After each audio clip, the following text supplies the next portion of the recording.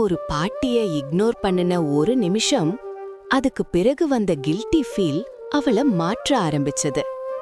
ஒரு நாள் இஷானிகா ஸ்கூலுக்கு லேட் ஆகிடுச்சுன்னு அவசரமா சென்று கொண்டிருந்தாள். அப்போ ஒரு பாட்டி ரோட் கிராஸ் பண்ண முயற்சி பண்ணிட்டு இருந்தாங்க. கொஞ்சம் ஹெல்ப் பண்ணுமான்னு கேட்டாங்க. ஆனா இஷானிகா டைம் இல்ல பாட்டின்னு சொல்லிட்டு போயிட்டாள். அந்த நாள் ஸ்கூல்ல டீச்சர் சொன்ன ஒரு வார்த்தை அவளை கில்ட்டியா ஃபீல் பண்ண வச்சது. பெரியவங்கள மதிக்கிறது நம்ம மனித தன்மை.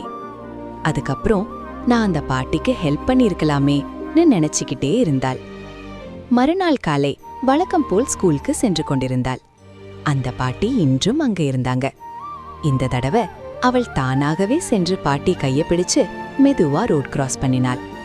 பாட்டி சிரிச்சிட்டு, நல்லா இருமா, நான் ஆசீர்வாதம் கொடுத்தாங்க. அந்த ஒரு சின்ன ஹெல்ப் அவள மனசுல பெரிய சந்தோஷமா மாறுச்சு. அந்த நாள் முதல் இஷானிகா ஒருபோதும் பெரியவங்களை இக்னோர் பண்ணல.